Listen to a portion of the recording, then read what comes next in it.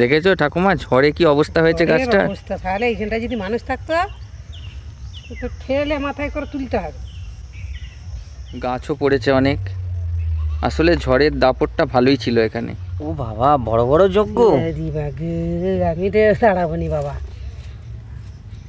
ও বাবা, একটু নুন দিয়ে দাও ঠাকুমা। একটু বৃষ্টি হয়েছে কি এত ঝোঁক? যা একটু নুন দিয়ে দাও, নুন দিয়ে দাও। ঝোঁকের মুখে না নুন পড়লে তো হবে নি। দিয়ে দাও, নুন দিয়ে দাও ঠাকুমা। এই একটা ঝোঁক। ও বাবা, গায়ে পায়ে ধরলেই হয়ে গেল।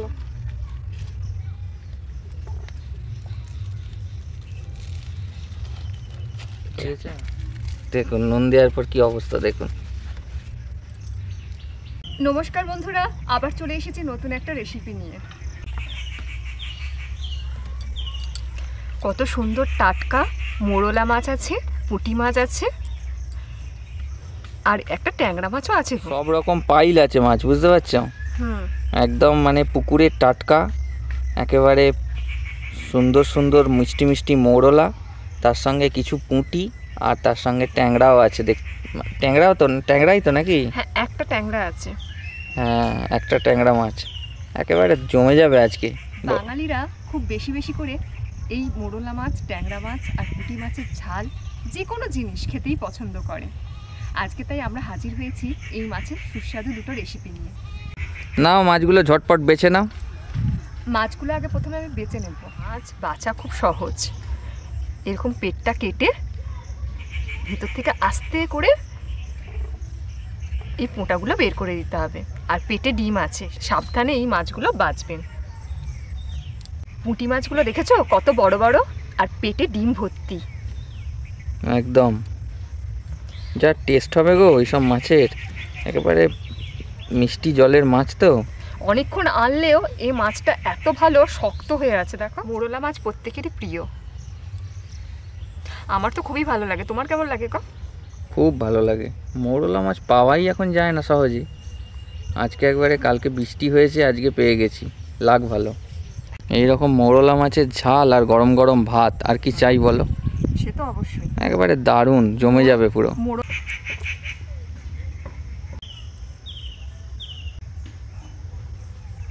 দেখেছো বড় বড় পুঁটি মোরলা। মোরলা মাছ রে এত, তোমাদের কি মঙ্গলবার হলেই যত করার যেটা না খেতে পারবো সেই দিন করবে তুমি।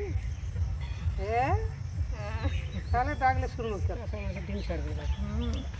একটা মোরলা মাছ বলো, পুঁটি মাছ, আর কি বড় বড় দেখেছো?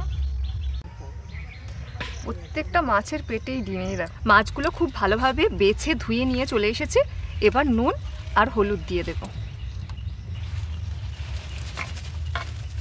প্রথম যে রান্নাটা করতে চলেছি, এই মাছ দিয়ে প্রথমে আমি করতে চলেছি বাটি চচ্চড়ি। এই মাছের বাটি চচ্চড়ি খুব সুন্দর খেতে হয়। আর দ্বিতীয় রান্নাটা করতে চলেছি ভাপা। আগে প্রথম রান্নাটা করে নিই, চলুন। কড়াতে আমি প্রথমে সর্ষের তেল দিয়ে দিচ্ছি। আর বৃষ্টির কারণে ওখানে আজকে রান্না করতে পারছি না, তাই আজকে গ্যাসেতেই রান্না হচ্ছে। আর রান্নাঘরের অবস্থা দেখুন, চারিদিক ভিজে, কালকে রিমেল ঝড়ে এই অবস্থা, তাই এখানে আজকে রান্না করা সম্ভব হলো না। এগুলো দেখতে সাধারণ কিন্তু খেতে অসাধারণ। আগে আমি প্রথমে আলুগুলো তেলেতে দিয়ে একটু নাড়াচাড়া করে নেব, যাতে আলুর কাঁচা গন্ধটা চলে যায়।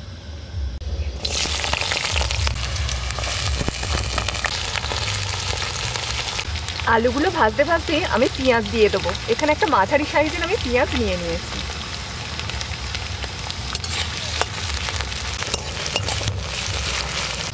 আর দিয়ে দেবো আধখানা টমেটো। সব জিনিসগুলোকে একটু নাড়াচাড়া করে নেব। খুব ভাজা ভাজা করতে হবে না, কারণ বাটি চচ্চড়ি তো একটু কাঁচা কাঁচা হলে খেতে ভালো লাগবে। এখানে যে বাটি চচ্চড়িটা করছি, এটা হচ্ছে কাঁচা মাছের বাটি চচ্চড়ি। এখানে মাছগুলোকে আমি ভাজবো না, তাই আমি আলুগুলো ভাজার জন্য একটু বেশি তেল দিয়েছি। হাফ চা চামচ হলুদ গুঁড়ো, হাফ চা চামচ লঙ্কা গুঁড়ো, হাফ চা চামচ নুন, বড় বড় দুটো কাঁচা লঙ্কাকে ফাটিয়ে দিয়ে দিচ্ছি, আরও স্বাদ ভালো হবে বলে। 1 বাটির মতো জল দেব। শুধু যা আলুগুলো ভালো করে সেদ্ধ হবে, তার সাথে কাঁচা মাছগুলো সেদ্ধ হবে। যেহেতু মাছগুলো কাঁচা, তাই এখন থেকেই দিয়ে দেব, তাহলে খুব ভালো সেদ্ধ হয়ে যাবে।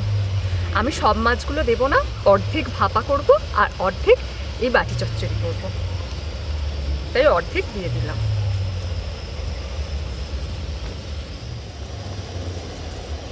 এইটা ততক্ষণ হতে থাক, আর এইদিকে আমি ভাপার জন্য সমস্ত কিছু প্রস্তুতি করে নিচ্ছি। একটা ছোট টিফিন বক্স নিয়ে নিয়েছি, আগে এই মাছগুলো দিয়ে দেব টিফিন বক্সে।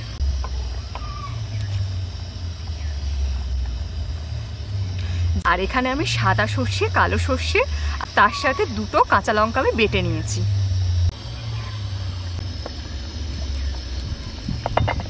নুন আগেই দেওয়া ছিল, কিন্তু অল্প সামান্য আবার নুন দিয়ে দিচ্ছি সর্ষের জন্য। আর অল্প সামান্য হলুদ দেওয়া ছিল, তাও দিচ্ছি। আর 1/2 চা চামচ লঙ্কা গুঁড়ো, 2 চামচ তেল। এবার সব উপকরণগুলো খুব ভালোভাবে মিশিয়ে নেব। এখানে আমি জল ব্যবহার করব না, কারণ সর্ষে বাটার সময় একটু আমি জল দিয়েছিলাম, তাই জন্য আর জল ব্যবহার করব না। ঝালে সব থেকে বেশি ভালো লাগে কাঁচা লঙ্কার গন্ধ, তাই 3টে কাঁচা লঙ্কা চেরা দিয়ে দেব। না, বাকি আছে। কালারটা কত সুন্দর এসেছে দেখেছো?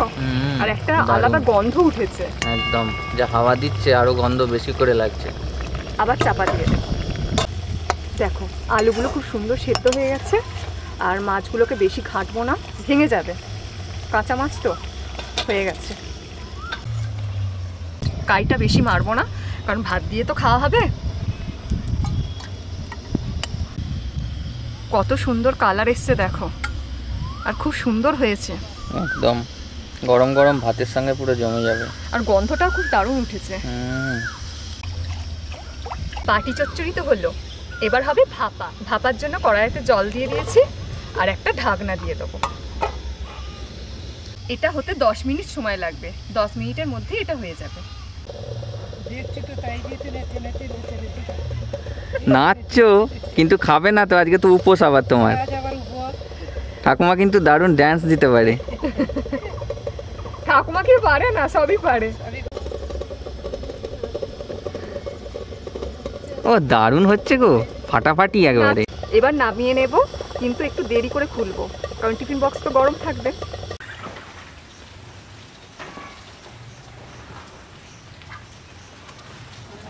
এবার খুলে দেখব কেমন হয়েছে। দারুণ হয়েছে একেবারে, পুরো মনে হচ্ছে যে ইলিশ মাছের ঝাল। দেখেছো? একেবারে দারুণ লাগছে। আর গন্ধটা দেখলে ঠাকুমা যে খুললো, অসাধারণ অসাধারণ। রেসিপিটা সবসময় খুব ভালো, যে কোনো মাছ ভাপা দারুণ। গন্ধটা দেখো, আমোদ করে দিচ্ছে পুরো।